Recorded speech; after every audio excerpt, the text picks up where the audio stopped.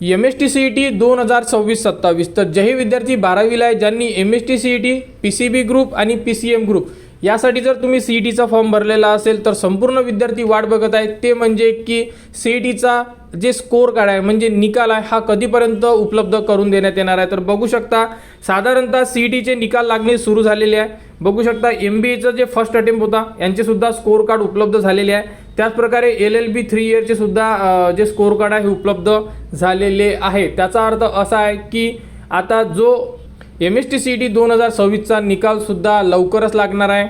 तर बघू शकता पहिल्या अटेम्प्टचा जो रिझल्ट आहे तुमचा तो 5 ते 10 जूनच्या मधात केव्हाही जाहीर केला जाऊ शकतो आणि तुमचा जो सेकंड अटेम्प्टचा जो रिझल्ट आहे तर हा रिझल्ट तुमच्या जूनच्या अखेरपर्यंत जाहीर होऊ शकतो। तर ज्याही विद्यार्थ्यांनी पहिला अटेम्प्ट दिलेला असेल तर येत्या 5 ते 6 दिवसामध्ये आपले जे स्कोर कार्ड आहे पहिल्या अटेम्प्टचे हे आपल्या लॉग इनमध्ये उपलब्ध केले जाऊ शकतात। तर MSTCET 2026-27 ज्याही विद्यार्थ्यांनी एक्झाम दिलेली असेल तर त्या विद्यार्थ्यांची प्रतीक्षा आता लवकरच संपणार आहे। निकाल लागल्यानंतर कॅपराऊंड प्रोसेस, डॉक्युमेंट्स याबद्दल संपूर्ण अपडेट तुम्हाला आपल्या चॅनलवर देण्यात येणार।